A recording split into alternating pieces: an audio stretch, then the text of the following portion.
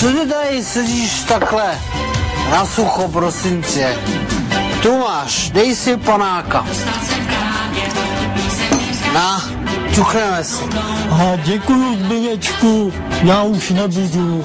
Jsi měkkejš.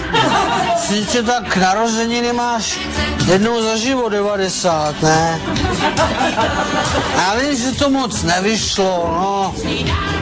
Trošku se to tohleto, ale já to zachráním. Hele, to bylo narozeniny a ty budeš vzpomínat ještě zpětně, jo.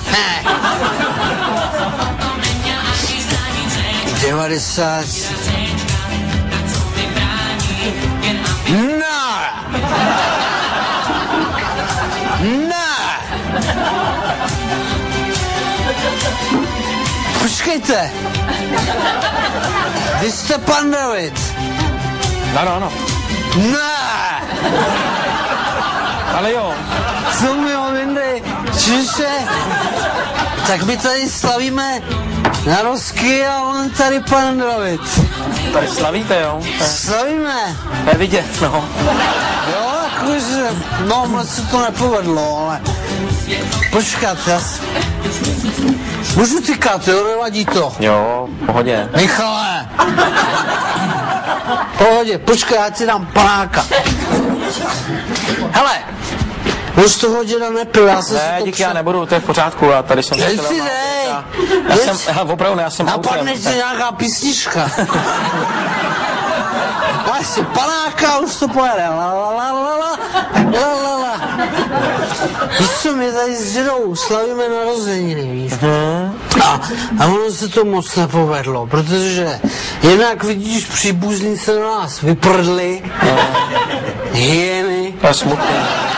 No, smutný to trošku je, no, protože víš co, děda má ty narozeniny až za měsíc, ale já jsem mu to nechtěl říkat, on už to má taky trošku, ne, tak jsem si říkal, možná to ví, že je má až za měsíc, ale možná taky chudák cítí, že by se toho nemusel dočkat, víš. Jestli on se s náma mrcha nechtěl takhle jako víš, nenápadně rozloučit, jako, to je smutný. Ale zase tak smutný to není, já budu dědit hrozný prachy, To je zase veselý. To je veselý, no, ale aby to nebylo tak veselý, tak děda pozval spolužáci, víš, svoje, ze základky. Nikdo nepřijel, člověk.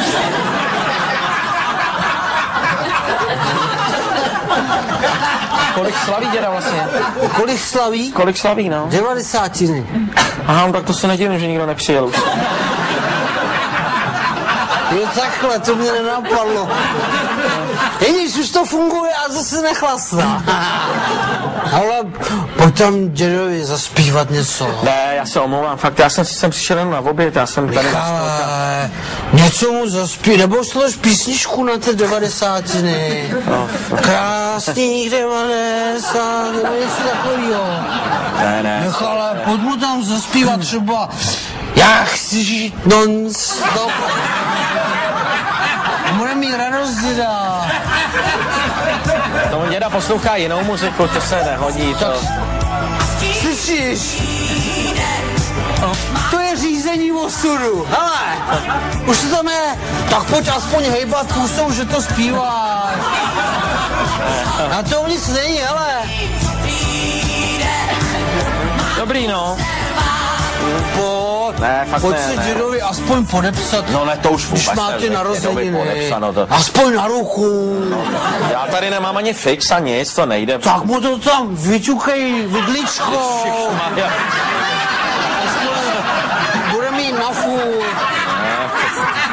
To se... Michale, co ti to udělá? Hele, počkej. Nějaký vrchní, to už by stačilo. Počkej, Michale, počkej.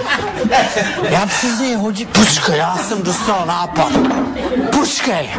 Hele, ten bude koukat, tomu vypadnou umělý zuby. On tě má strašně rád, počkej. Já přes něj hodím hadr. Zbudím ho. No vidíš, jaká je s dědou sranda.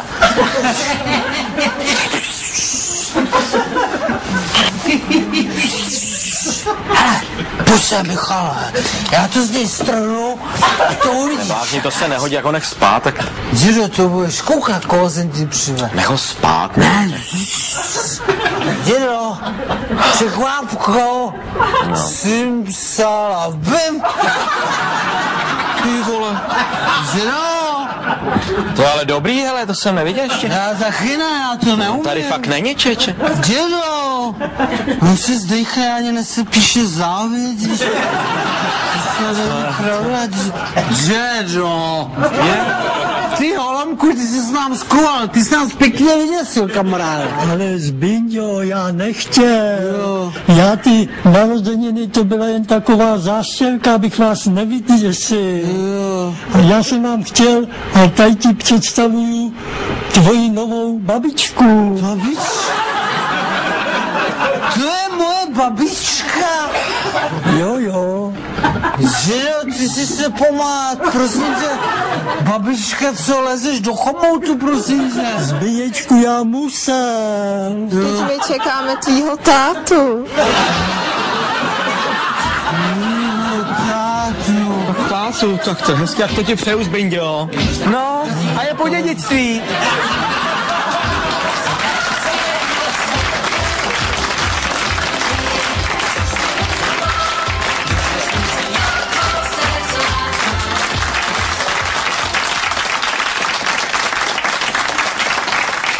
Tak seš tady první, koho jsem představil už ve scénce.